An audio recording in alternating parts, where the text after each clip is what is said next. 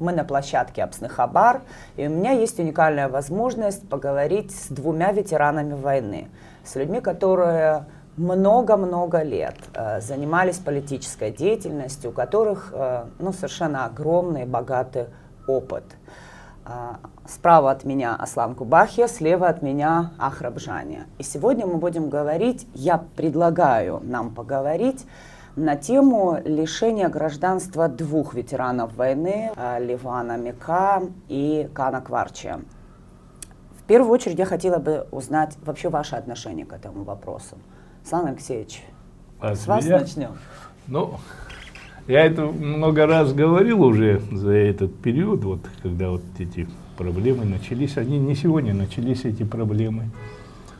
Это вот, наверное, пару лет, да, когда мы начали в абхазском обществе искать врагов народа, иноагентов, там, антироссийских элементов, чего никогда за весь послевоенный период никогда в Абхазии не было. Даже тогда, когда Абхазия была в глубочайшей блокаде, народ голодал, граница почти полузакрытая была, никогда абхазы себе ничего подобного не позволяли. Что самое интересное и самое ужасное для меня, вот эти 2 года, что я наблюдаю, абхазская власть в угоду определенным политическим силам Российской Федерации начала в Абхазии искать антироссийских людей. Их физически нет. Если вы знаете, я, например, не знаю, Ахраб точно тоже не знает, потому что мы часто говорим на эту тему. Я не знаю ни одного сумасшедшего человека, который сегодня в Абхазии занимает антироссийскую позицию. Но 2 года мы упорно слышали о том, что есть определенные силы в Абхазии, которые хотят навредить абхазо-российским отношениям. И вот как бы уже процесс пошел наказания. Вообще я хочу типа того лишения гражданства и тому подобное. Но надо честно сказать, давайте вещи своими именами. Вот 30 лет, да, война началась. Как началась? Вот недавно Станислав Лакоба рассказывал, как Ельцин Шеварнадзе в Дагомысе, потом через несколько дней Абхазия должна была капитулироваться и тому подобное, арестовывать депутатов. Все это было. Но мы делаем вид, что мы этого не было. Как-то мы это забыли, в конце концов. Но потом, вопреки воле определенных российских кругов, во главе с президентом Российской Федерации, абхазский народ мобилизовался во главе с Владиславом. На удивление всего мира одержала победу. Конечно, мы благодарны нашим друзьям, боевым друзьям, особенно Северного Кавказа, люди, которые добровольцы пришли, нам помогали. Потом уже что происходит после этого? Буквально через несколько месяцев, через год, наверное, да, года даже не прошло, мы попали в глубочайшую блокаду, и наш народ начали морить голод. И почти 10 лет была блокада. Люди голодали, мучились, но от независимости своей не отказались. Я просто хочу многим просто горячим головам, которые думают, что абхазский народ можно как-то нагнуть в бараний рог, согнуть, этого не получится, потому что абхазцев можно убить, но отнять у них независимость невозможно. Вот убить могут. Вот. И все равно. И пришел Путин. Вот буквально я был один из тех, я и Рауль Хадимба, который по поручению Владислава Арденба, тогда Рауль был председателем службы государственной безопасности, я был председателем таможенного комитета. И мы встречались с личным представителем Путина, которому он непосредственно было поручено. Это был начальник ФСБ по городу Сочи, генерал Шишин такой был, Сергей. Огромный 2-метровый парень, я его помню. С такими первая поездка вот в Абхазию, он приехал к нам, мы с ним встречались, потом мы ездили, много встреч было, и вот оттуда началось потепление. Потом уже политики подключились на более, в общем, одним словом, послабление пошло. И людям начали давать российские паспорта, уважение к Абхазии. Я, например, я тогда так считал, и сегодня тоже так считаю. Это был определенный такой подарок абхазскому обществу. Мне лично, я гражданин Российской Федерации, я не считаю, что я имею какие-то заслуги перед Российской Федерацией, чтобы мне дали паспорт этой великой страны. Мы действительно, наше общество к этому относится так. Но если Россия завтра по каким-то параметрам захочет у меня его забрать, я здесь трагичного не вижу ничего для себя. Да, можно там передвижение, но что в стратегическом плане? Мы старшее поколение, мы это переживем. Но молодежь поймет, что, слушайте, вот отняли паспорт у Ливана Мика. Кто такой Ливан Мика? Это авторитетнейший, боевой товарищ, герой Абхазии, который от звонка, это один из самых уважаемых родов Абхазии, племя, внук Баграта Васильевича Щунква. Вы представляете, что эти люди, которые они вообще не знают абхазское общество. Баграта Васильевича Щунква семью трогать. И было бы за что. Это уже другой вопрос. Было бы за что, там, если, допустим, ничего подобного. Слушайте, когда молодое поколение видит, что если с Ливаном так поступает, если мы, абхазы, внутри у себя даже есть определенные противоречия между нами, Российская Федерация, мы вообще в Российскую Федерацию как старшего брата видели как арбитра над всеми нашими проблемами. Никогда за весь этот период Российская Федерация ничью-то сторону не занимала. Если это связано с теми народными волнениями, которые были в ноябре месяце, то тогда вы меня простите. Тогда это заказ российских олигархов, против кого Ливан стоял со своими друзьями. Я к чему говорю? Это для Ливана это ничего. Для нашего поколения это ничего. В конце концов, если у нас будут забирать паспорта. А молодые люди подумают 100 раз, а стоит ли вообще эти паспорта брать? Слушайте, у нас спокойно под боком Грузия. К большому сожалению, туда молодежь начала бегать.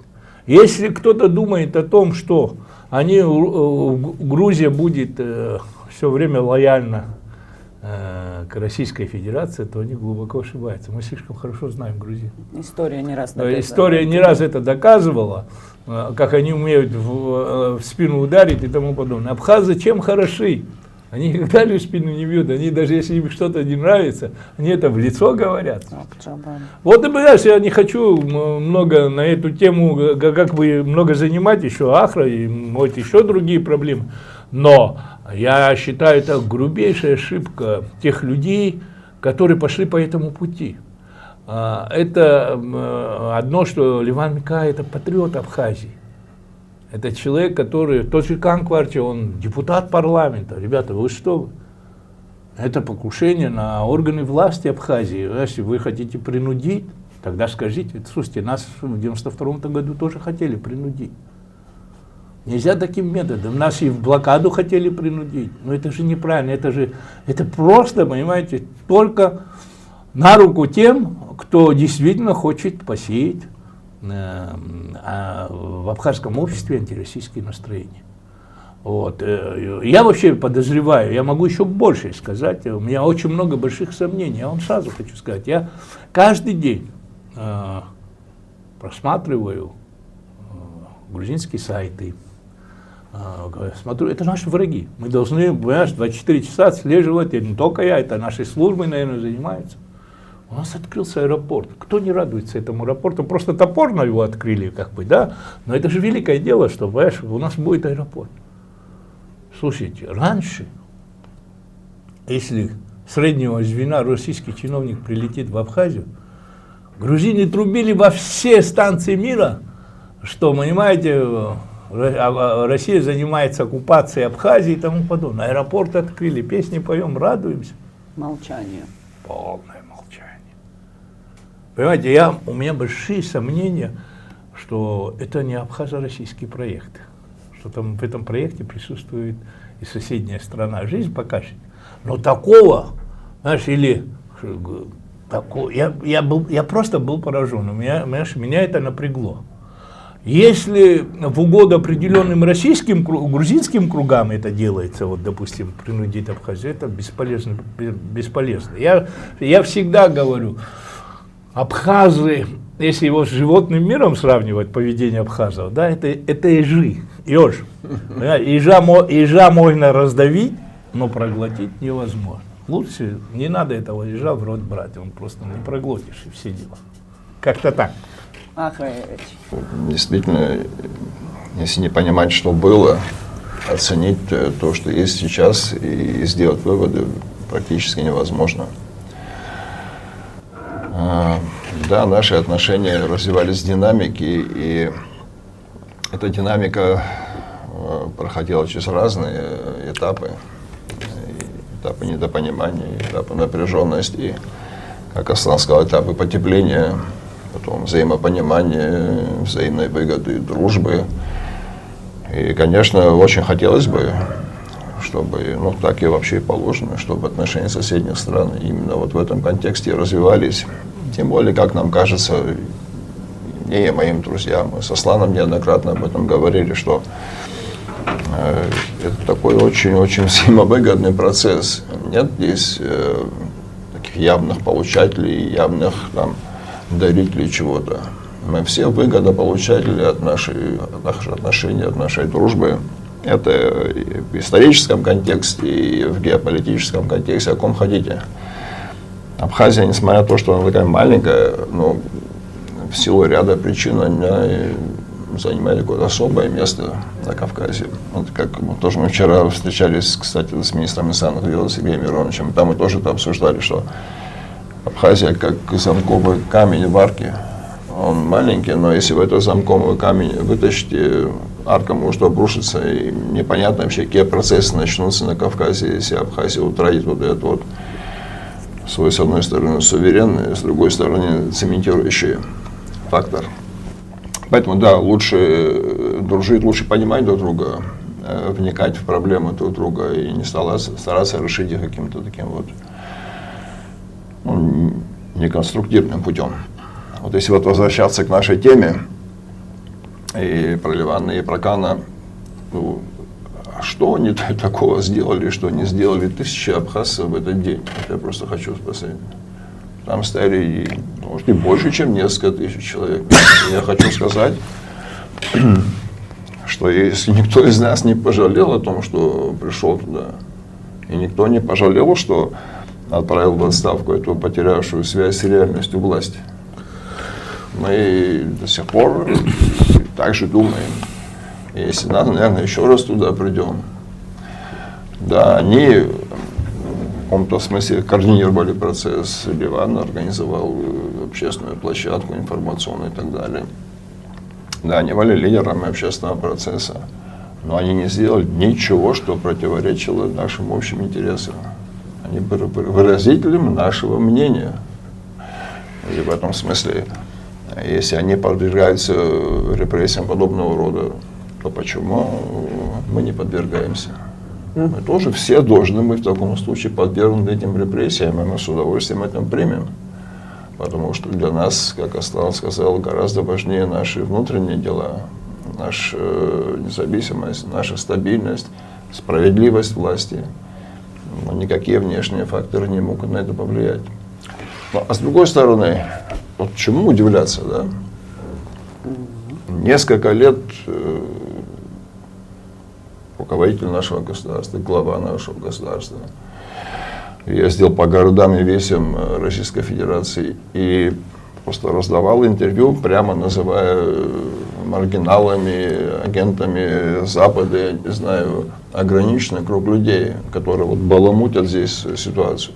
Вот это было так представлено, что абхазское общество лояльно всем вот этим проектам, о которых мы говорим. А вот есть кучка экстремистов, вот если которых взять скобки и вынести за этот процесс, то все будет нормально. Вы понимаете, вы когда в воюющей стране вот это говорите, которая везде, где надо, где не надо, видит врагов и оппонентов, ну так устроен диалектика этого исторического процесса, понимаете. Фобии возрастают, когда ты находишься в состоянии войны. Конечно, они начали таким образом реагировать. Понимаете? Причем никто, ни Совет Безопасности, ни Министерство иностранных дел, ни СГБ, ни вице-президент, ни премьер-министр даже не подумали отговорить этого человека, образумить его. Сказать, что вы делаете? Вы фактически подставляете собственных граждан. Что бы там здесь у нас внутри не происходило, это не должно быть предметом угрозы для иностранного государства. Это очень далеко может зайти. Понимаете? Нет, никто ничего этого не сказал, как будто так оно и надо. Ну хорошо, тогда это было. Сейчас, предположим, президент имел какое-то там гипнотическое воздействие на наших чиновников. Ну, могу такое предположить, предположим. А сейчас что? Вот сейчас конкретно, вот в частности на Лева Амика пришли документы, опубликованные с печатью и так далее. Почему вы не защищаете вашего гражданина? Почему, кто там это ответственный, в первую очередь, Министерство юстиции, МИД, СГБ, почему вы не даете пресс-конференцию для абхазских иностранных журналистов? Почему вы не делаете публичных заявлений? Почему вы не вызываете посла? Ведь вашей прямой конституционной обязанностью является представление и защита интересов граждан Республики Абхазия. Почему мы, общественники, должны этим заниматься? Ведь нам никто деньги не платит за это, это не наша служебная обязанность. Это ваша служебная обязанность. А если вы не можете с этим справиться, то почему вы вообще занимаете эти свои места? И после этого вы еще хотите вернуться вот туда, во власть. Для чего? Чтобы дальше участвовать в репрессиях наших граждан? Вот с этой целью, что ли? Я не понимаю. Ну, вообще, знаете, вот ребята спрашивают, Ливан тоже говорил, Лагилава, ну, такое бытует в сети, что, ну, подумаешь, лишили их гражданства, будут с абхазским паспортом переходить границу, ничего. Только их дело в том, что их гражданство решили не потому, что там препятствовать переходу границы, да, их гражданство решили по политическим мотивам. И это лишение гражданства напрямую связано с сегодняшним нашим избирательным процессом. Просто напрямую. Я не знаю, такого никогда не видел, ни в какие ворота не лезет. Вот. Я, честно говоря, такой, ну, ни какие-то штабы не вхожу и не такого прямо высокого мнения о планах по обустройству Абхазии всех кандидатов. Ну, я, конечно, не эксперт, могу ошибаться, но тем не менее. Но, по крайней мере, Аршба, Арзаба, Хурхумал, Барцец мы сами выбираем. А у меня такое складывается впечатление, что представители от высшей власти нам хотят выбрать, за нас хотят выбрать. Понимаете? Заставить нас. Да, и это все связано, вот, ну, тогда почему при всем уважении Бадра Гумба один из 5 кандидатов. И в данный момент он не исполняет своих вот этих обязанностей, он кандидат в президента, он не исполняет обязанности президента. Почему именно с ним высокопоставленные российские чиновники обсуждают межгосударственные вопросы разного уровня? Почему это не обсуждают с действующим, исполняющим обязанности президента, если в этом есть необходимость? Почему это не обсуждали 1,5-2 месяца назад, когда в больницах не было света, когда школы закрывались, когда родители приводили своих детей на работу, чтобы они там от холода не заболели? Потому что очевидно, что это ведутся не переговоры, а нашему обществу дается сигнал следующего характера. Вот голосуйте таким образом, и будет у вас и свет, и зарплаты, и аэропорт, и газ. А будете голосовать другим образом, будут проблемы, в том числе, как у Ливана и Укана, с лишением гражданства. Вот этот сигнал дается. И вот этот кооператив бывших партократов с абхазской и с российской стороны хотят вот здесь продавить то, чему сопротивлялись 4 последних года благодаря этим выборам. Но я это вот так вот вижу. Знаете. И если кто-то думает, что это исключительное дело этих ребят, которых лишили гражданства, он глубоко заблуждается. Это наше общее дело, потому что их лишили гражданства за наши абхазские дела, за наши взгляды, За отстаивание И, интересов да, Родины. к теме, Да. было бы, конечно, хорошо, если бы здравый смысл возобладал, и на чашу весов положили бы вот это вот, взвесили, что важнее, стабильная, долгосрочная абхазская дружба, хорошие отношения с Абхазией, или вот эти сиюминутные, непонятно кем лоббируемые экономисты, вот эти полуэкономические, полукриминальные интересы здесь, в Абхазии. Нам кажется, что гораздо важнее долгосрочные, дружественные и прогнозируемые, предсказуемые отношения между нашими странами. И не надо это омрачать и осложнять, и не надо вмешиваться в наш выборный процесс. Мы сами выберем, кого мы хотим и кого считаем достойным. Если потом проблема будет, мы ему противостоять будем, и в оппозицию уйдем, и критиковать будем, но мы сами выберем, кого мы хотим. Не надо нам за нас выбирать, понимаете? Это просто не лезет ни в какие ворота. Я считаю, что мы все должны поддержать ребят, потому что мы сами себя должны поддержать, и мы наших детей тем самым поддержим. Я не хочу, чтобы они, вот, например, у нас какая-то сложилась историческая такая последовательность. Мне не хочется, чтобы они говорили, раз так, нам это не надо, мы будем искать другие варианты. Мы прорубим окно в мир. Нет в современном мире такого, чтобы тебе вот так вот закрыли шею, скрутили, такого не бывает, понимаете? Все равно эта вода найдет себе дорогу. Будем тогда добиваться, чтобы наши паспорта внутренние признали как средство передвижения сперва. Потом добьемся выступлений на трибуне ООН. Я надеюсь, наш следующий президент там выступит. Потом еще что-нибудь. Абхазцев невозможно так закрыть, посадить их в курятник, чтобы они туда не вылезали. Понимаете? Давайте дружить и не вмешиваться в внутренние дела. Мы хорошие друзья, хорошие соседи. Не надо это портить. Нет, надежные. Надежные соседи. Вот ты лучше знаешь эти примеры. Где-то мы кого-то подводили? Я с 2004 года у нас, как бы, вот эти внутриабхазские противостояния с реальными выборами, это, как говорится, предметы нашего роста. Понимаете, мы должны когда-то вырасти, выйти как бы из этой ситуации. Но вся беда в чем заключается? Люди, почему это происходит? И почему это детонатором всего этого не все абхазское общество, а именно абхазский народ. Абхазы это делают. Почему? Потому что это титульная нация, это раз. И пусть никто не обижается, 85% погибших за Абхазию это лица абхазской национальности, хотя нас 50 там с копейками. Мы никого не упрекаем, каждый воин другой национальности, который был рядом с нами, это наш брат, наш друг, это и вообще все наше население не надо делить, кто воевал, кто не воевал, мы уже разобрались, всем Бог судья, кто как сумел, так и сделал. Вот, и за вот этот период по 24 год, да, 20 лет, у нас было потрясение не единичное.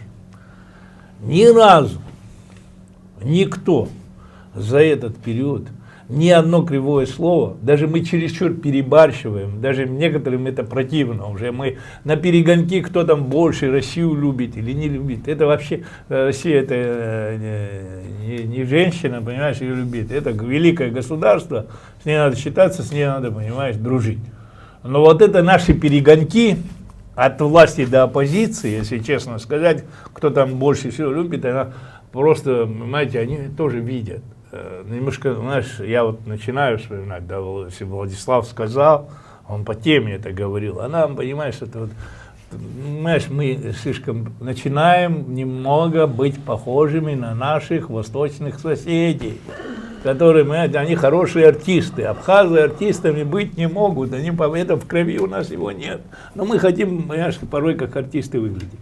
За это, я к чему говорю, за весь этот период ни одна волосинка, ни с одного россияна на территории Абхазии по нашим политическим вот этим проблемам.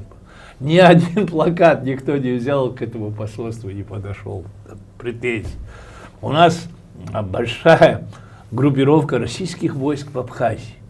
Ребята занимаются своими делами, наше общество их любит, уважает, ценит. Абсолютно никаких вопросов нет. Но у нас есть огромная армия бездельников, российских спецслужб, которые болтаются по Абхазии. Абхазия очень удобно. Россия сегодня в состоянии войны со всем миром, если так сказать. Весь мир ей противостоит. И сюда накачали, я не просто так говорю, я, наверное, что-то знаю, кто меня знает, в конце концов, что я с потолка я такие вещи не говорю. Конечно, в связи с СВО сюда приехали, тем более, когда 2 года все абхазские власти, что у нас здесь антироссийских много и тому, они накачали сюда людей. Они как бы почти, наверное, их денежное удовольствие, как в СВО, наверное. Слушайте, 2 года вы ни одного антироссийского не нашли, они же должны какие-то рапорта писать, они должны отчитываться, они же не могут говорить, что абхазцы между собой разбираются, но к русским относятся, ну, один раз сказали, то, но там же тоже наверху сидит руководство, ну нет, как это так, если президент так говорит, министры говорят так, что вот здесь такие антироссийские, а вы все молчите. Ну, понимаете, мы ничего, вот я вам честно скажу, если объективно подойти, это мы делаем, мы сами себе делаем, мы на себя наговариваем, слушайте, ты же власть, ты президент, ты служба государственной безопасности, ты Министерство МВД, в конце концов, ты Генеральная прокуратура. Если эти люди совершили антиабхазские действия, антироссийские, это наш стратегический партнер, да возбудите уголовное дело, привлеките их к ответственности. Как Ахра говорит, если этого нет, если эти люди законопослушные, у них, понимаете, никаких претензий органов государственной власти, силовых структур к ним нет претензий, тогда откуда это поклеп? От кого это исходит? Запомните мои слова. Рано или поздно, как вот 1937 год вышел, они думают, что они здесь написали, туда ушло, здесь они порвали, выбросили. Там в России никто не порвет, не выбросит. Рано или поздно эти все доклады, все пасквили на своих граждан, которые писали определенные лица с Абхазии, там это все выплывет. И потом их потомкам это придется, понимаете, расхлебывать. Неужели 1937 год нам ничего не дал? Неужели 1937 год нас ничему не научил? Слушайте, мы вовлекаем в свою внутреннюю разборку великую страну, который сегодня в состоянии войны находится. Да, слушайте, я всегда говорю, не дай бог с Россией что-нибудь случится. Просто от осколка погибнет Абхазия. Мы, знаешь, нормальный Абхазия. Я больше всего России, что сегодня хочу. Там вот кто-то говорит победа, не победа. Не победа, а мира, спокойствия. Чтобы эта война закончилась, чтобы люди прекратили погибать. Сколько наших соотечественников там погибло, слушайте. Что, украинцы были нашими врагами, что ли? Мы с ними вместе в Советском Союзе жили. Никто не говорит, что уже 2 абхаза погибло на той стороне. Я это знаю, и лично, что я знаю. Но опять-таки, это выбор каждого, понимаете? Это выбор каждого. Но Россия, и каждый абхазец это понимает, что Россия стратегический партнер. Я вас уверяю, когда я на фронте увидел таких, как Ливан Мика, Тамаш Гецба и других ребят с этого двора, это, понимаешь, это элитный двор Сухумский считался. Ой, ребята, мы точно войну выиграем, если вы такие, как вы сюда пришли. Это люди, которые совершенно, казалось бы, понимаешь, прекрасно жили. Это элитные дети были. Но эти ребята, понимаете, вот что это в крови, что это мальчик, он уже если ушел бы в сторону, кто-то что-то сказал, таких много. Он взял оружие и пошел. Им было по 17, 18, 19 лет. И вот почему я здесь, и вот почему мне это обидно. Я вообще страшно ненавижу, когда ветеранов войны обижают. Кто бы ни был, в какой бы он лагере ни был. Больше, чем ветераны войны, ошибок никто не совершил за весь послевоенный период. Но благодаря этих ветеранам войны, их боевым друзьям, сегодня Абхазия является независимым государством. Что бы он ни сделал, если он предал страну, вот его надо в порошок стереть. А все остальное ветеранам войны надо прощать, уметь прощать. А мы на них еще пасквиль пишем, мы на них доносы пишем. Наши боевые друзья, люди уже, понимаешь, пожилого, и, понимаешь, не так много нам осталось. Потерпят еще лет 15-20, и мы закончим. Вот. Меня беспокоит другое. Ведь огромная армия патриотичных ребят равняется на льва на меках. Вот как мне объяснить вот этим молодым людям, что произошло с львом? Вот мы сидим, как вы, понимаешь, как нам этим молодым объяснить, что же мы такое сделали в этой стране? Понимаете, где за 30 лет существования 30 с лишним лет существования независимого абхазского государства ни один человек, ни один абхазский политик, ни один гражданин Абхазии. Вы не видите, что творится в России? Вы что, думаете, украинская разведка с абхазским населением не работает, как с российским работает? Но ни один абхазец урод не нашелся, который что-то поджег или что-то кинул, какой-то камень в кого-то. Слушайте, мы каждый день видим, что творится в России. Как их вербуют. Абхазцев, слава тебе, Господи. Это говорит о нашей мобильности нашей нации. Да люди с головой дружат. Ни одного абхазца никто не заберет. Пусть найдут, слушай, вот который украинский. Но зачем вы ищете людей там, где их нет, врагов России? Вот, слушайте, куча, я ежедневно телеграм-каналы, там арестовали, там арестовали, там арестовали, там арестовали. Здесь их нету, и надо молиться, что их нету, их чтобы никогда не было. Тот, который пойдет, понимаешь, на связь с украинской спецслужбой или с западной спецслужбой, таких людей надо в порошок стереть. Но из пальца высасывать врагов России на территории Абхазии, их. Честно, если хотите, я вам скажу, я немножко жестче скажу, мы никому не позволим. Мы, если наши боевые друзья, они совершили антироссийские настроения, мы обязаны им это в лицо сказать, только меня в этом убедите, идиота. Или тоже очередным лишите паспорта. Это что такое? Это что за отношение? Это такое неуважение? За что? За то, что абхазы встали и сказали, что эта власть нас не устраивает. А мы первый раз это сказали, что ли? И дай Бог, чтобы это был последний раз. Да, но это в крови нашего народа. Слушай, это народ-бунтарь. Они историю немножко пусть обходят. Почему мы запрещенной нацией были в Российской империи? Понимаете? Нас не надо никуда присоединять. Этот народ-бунтарь оставить надо в покое. Она никогда, она в лицо скажет, но за спиной ничего не сделает. Вот мой подход как-то, понимаешь, может эмоционально, не по возрасту, но я такой. Зато как есть. Знаешь ли, что я хочу? Я хочу такую власть в Абхазии, которая вот так вот поднимет трубку и вот этими словами своему коллеге вот это все скажет. Не будет не бояться ни за последствия, ни за свою должность, ни за какие-то, не знаю, проекты и собственные планы, а вот так открыто и прямо скажет. И тогда, я вас уверяю, многое нормализуется.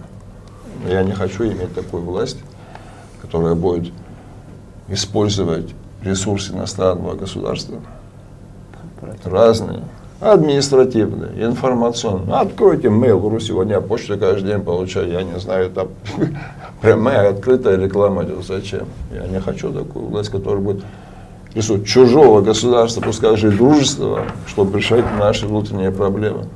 Надо говорить вот так открыто, прямо, и тогда вы будете дружить. Будете юлить, всегда будете виновными, проигравшими, и знаете что, пройдет 2-3 года, 5 лет, и вся наша государство просто обнулится. Вот к чему видел. Мы думаем, что мы решаем локальные вопросы, вопросы выборов, вопросы законопроектов. Нет. А мы сегодня решаем вопросы нашего будущего, нашего государства. Если вы думаете, что выиграв выборы, вы что-то там таким образом, вот именно таким, что-то решите, вы ошибаетесь. Знаете? Вы проиграете страну. Еще раз говорю, я хочу власть, которая вот так будет говорить со всеми, с друзьями, с недругами, с партнерами, с союзниками, неважно. Впереди ставят наши интересы, законные, обоснованные, а потом уже все остальное. Дружить мы можем. Мы хорошие, надежные друзья, партнеры, соседи. Но надо об этом сказать. Надо вот как это, обосновать свое право здесь. Сказать, что оно незыблемо, что наши внутренние дела, это наши внутренние дела. Решать мы будем сами.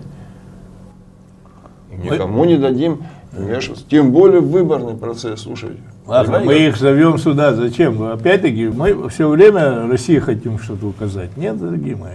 Россия никуда не лезет, никуда их не зовут. Мы их сами зовем. Конечно. И потом, понимаете, вот вы говорите о том, что мы хотим то. А если мы превратились, я извиняюсь, к цыганам у меня хорошие отношения, но цыгане всегда там на рыке дай. Мы все время, понимаешь, что ты думаешь, Российская Федерация будет уважительно относиться к такому государству или к такому народу? Конечно. Это красивые слова для прессы, могут там руководители говорить.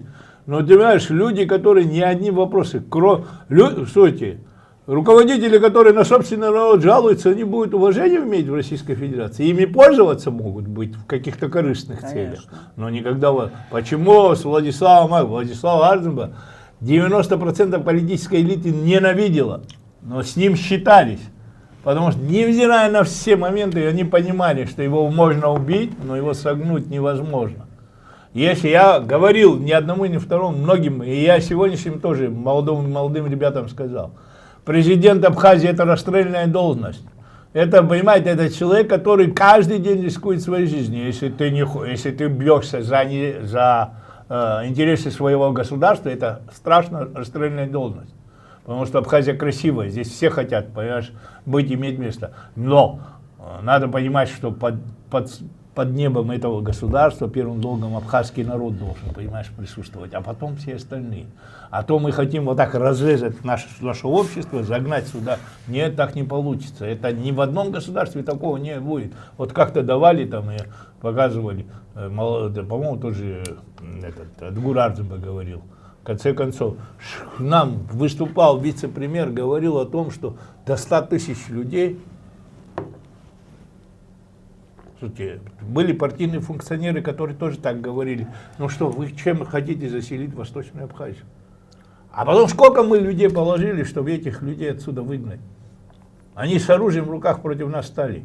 Зачем мы это делаем, я понять не могу. Когда люди такую политику проводят, это вы идиоты, вместе со своим Арзумбой Владиславом.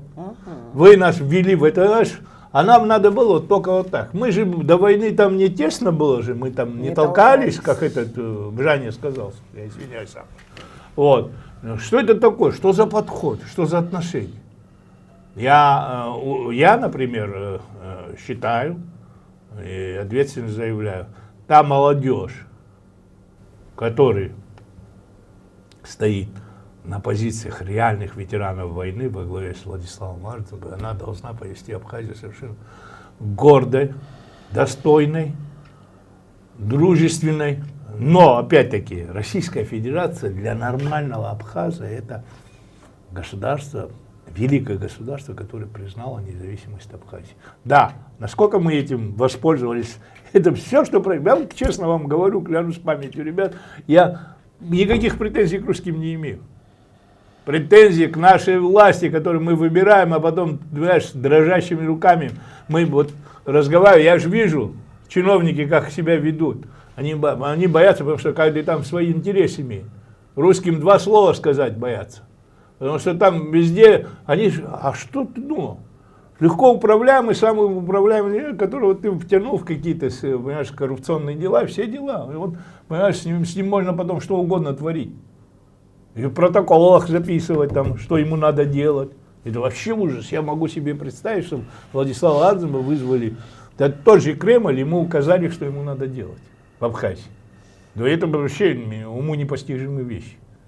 Такого, знаешь, такого не должно быть. Я к чему это все говорю? Это большая ошибка, большую ошибку, которую совершили органы государственной власти Абхазии. Время придет, вы это увидите.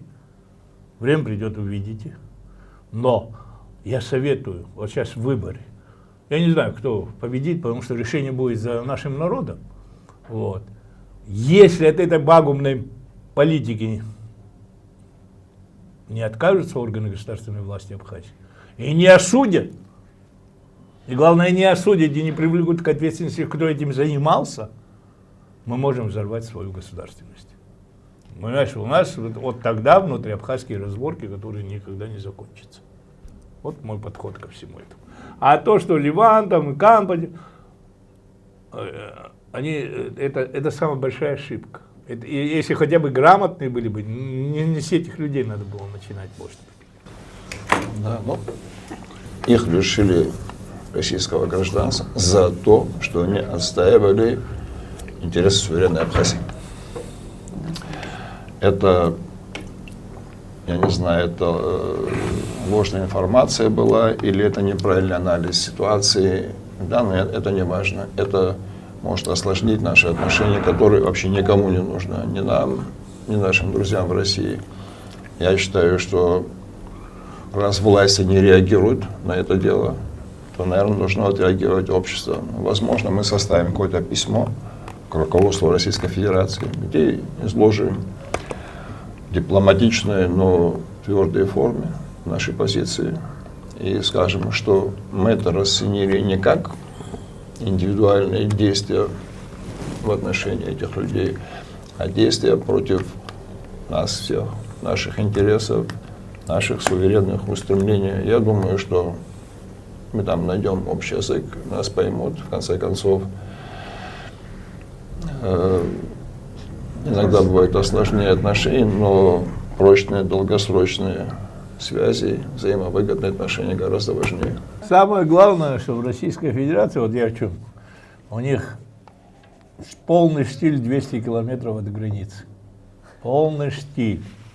Такого союзника по всему периметру Нигде нет. только можно Белоруссию найти. Да. И больше нигде. Больше нигде. И не надо ничего взрывать здесь. Здесь полное, здесь уважение. Пусть они пойдут у российских военных спросят, а не у тех бездельников, которые ищут, понимаете, с той иголку. Спасибо.